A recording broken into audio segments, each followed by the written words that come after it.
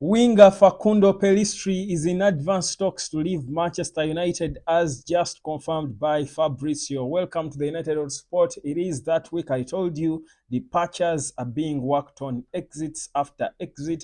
Several players should be finding another club as Man United continues in its rebuild. Like, share, subscribe, and let's get proper into this talk. Now, Facundo Pellistri is the latest player confirmed to be working on a departure, finding solutions for a new club on a permanent transfer, not on loan. This time, he was loaned to Granada in the last season. The plan now is to sell the young player who was signed in 2020 for £9 million, signed a 5-year contract, but with just a year left on his contract, he's saying, I need to go because he feels he has come of age. And I think, like most of us, we feel really he has really come of age to be starting, but not at Man United. Honestly, I think the levels of the game at United are way higher than him at this point. The competition for places will not be a good place for him. So it's better he looks elsewhere to go and find, I think, a permanent club that will give him more playing time. Now, Panathinaikos, that is the Greek club, is that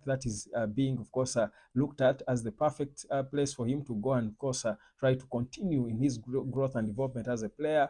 And United perhaps could be expecting to get something, between probably 5 and 10 million, because I don't think they will make back the £9 million they bought him for.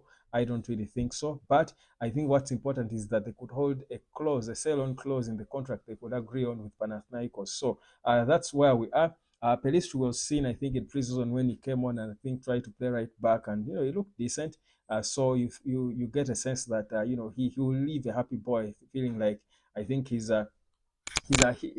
will be considered. He's up for consideration as a starter wherever he goes, and I think he should be going to a club where he's going to be starting games of football to sell himself and his skill a bit. So I think Panathinaikos seems like a safer side because honestly, in all fairness, I feel like Facundo Pellistri could easily start in some of these Premier League clubs. I think so. I mean, clubs like you think of clubs like Everton, some of these clubs, I think Brighton, name them in English Premier League, would have worked with him, made use of even the newly promoted Southampton, Newcastle, rather Ipswich and the likes.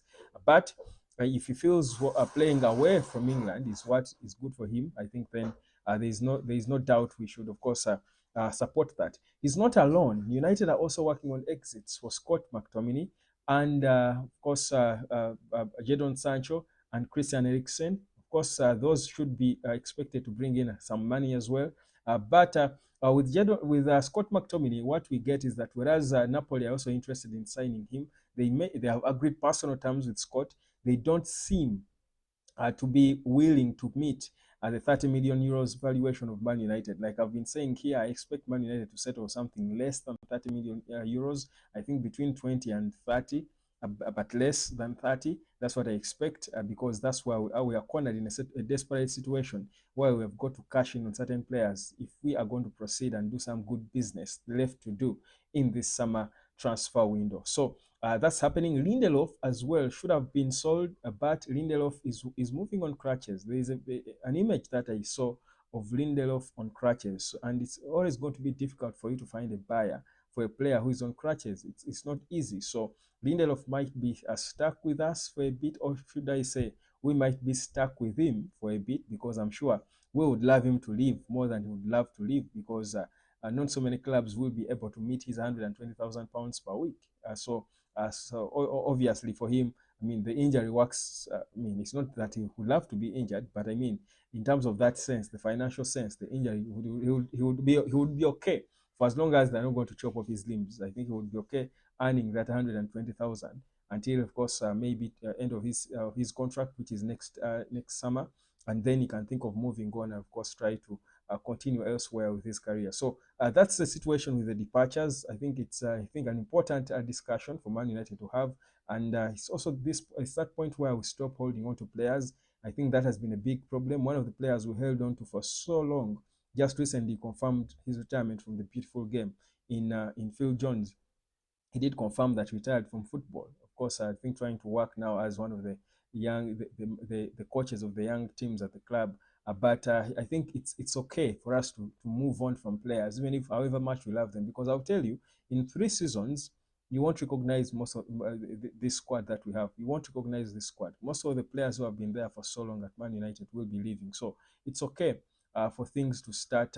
I think changing. So that's what's happening. It's good progress. I think it sets us off well to the start of the season. It shows you that we are working on players to leave and make way for those who should be able to come in and improve our squad. So Man United is busy. We continue even through the weekend to be doing stuff, to be trying to work on the squad to improve it. So the focus is on that for this particular week. Drop down a comment and give me your 2 cents about Pellistri, whether you're okay. Remember, I told you in the last summer he was not happy. Him and his agent were not happy with with him and how he was treated by the club. Now, there's also another story that came out earlier today concerning Ivan Toney and how he was left out of the Brentford squad. And this is an indication that probably he's also working on an exit because there's no other logical explanation as to why Ivan Toney, the best player at Brentford, should be left out of a game that is their starting game of the Premier League season. Now, remember, he's been linked to a move to Saudi, and I think Al Ahly or something to Saudi, but also some European clubs, including Man United, have been linked with him. So the question is, what's the plan? What's going on with Ivan Toney? We've got to monitor that move. Whereas he may not be a top target for Man United now, he has not been, hugely linked with United in recent reports. We can monitor that story because at least what we know from the initial plan of Ineos, they always wanted to buy a young striker and then an old, more mature, more older striker with experience for the younger one to learn from. And Ivan Toney, being 28, having played in the Premier League for a long time, many of us feel he should still be playing in the Premier League. He's now on the England team. He's an England player. I think he should be. He could be one of course the options. And United, if they have the money to go back to that plan, Toney could be an option because certainly. Whereas yes, we've got Joshua Zirkzee who is exciting us. We've got Rasmus Højlund who is promising. I think the experience cannot be bought. I think experience is experience. You earn it, and I think Ivan Toney has earned it. And if we need an experienced striker, he can definitely come in handy because there are games that you go into where you need an experienced player to be the one poaching the goals for you or leading the line for you. So the Ivan Toney and being left out of Brentford's story is one, as United, we've got to monitor closely and see what exactly could happen with him. Things could twist, and in a few days, you could be shocked to hear he's a Man United player. Of course, even Arsenal wanted him even for a longer time. They, in fact, I believe to have gone into negotiations with Brentford way earlier, but Brentford at the time were still overhiking him. There are several other clubs that have shown interest, but of course, for now, there is a bid from Saudi Arabia that's on table for them, and they are trying to consider for him and his team. That is, they are trying to consider whether it's one that makes sense for him. But it will be a sad sight, I think, for me at this point in time when the Premier League is having so many good strikers. I mean, taking us back to those times, good old days where we had Suarez, Drogba, Torres, name them, Rooney, all the hot strikers in the Premier League. You want all teams to have them so that the competition is up there because we do need goals in the Premier League. We'd love to see them. So Ivan Toney would be a huge miss if he left the English Premier League. So let's monitor the story and wait to see how it all goes. This is United. Expect something more concerning more departures and, of course, arrivals, including Manuel Ugarte, who is expected to come in the final, of course, weeks of the summer transfer window. And more others are expected in. Guys, Ineos is not relenting. They are working non-stop, week in, week out, weekends, and days off. No days off anymore at Man United. It's time to work, work, work. But the beauty is the results of the work they're doing are clear. They are seen. We see them, and we believe in whatever Ineos is working on. Subscribe, like, and share. And you can rate, I think, the business Ineos is doing now. And on a scale of 1 to 10, I would be impressed for you to give me a rating. For me, I told you if they get Ugarte, it would be proper 8 or even 9 out of 10, really. But at this point, they're still 6. And 6 is okay, really. 6 is okay. You can think about clubs like Arsenal, who are still trailing. They are still trailing when it comes to trying to seal deals. So I think for me, it's a beautiful start for the season. And for Ineos' of course, first summer. They are really, really outdoing themselves. Drop a comment and let me catch you later.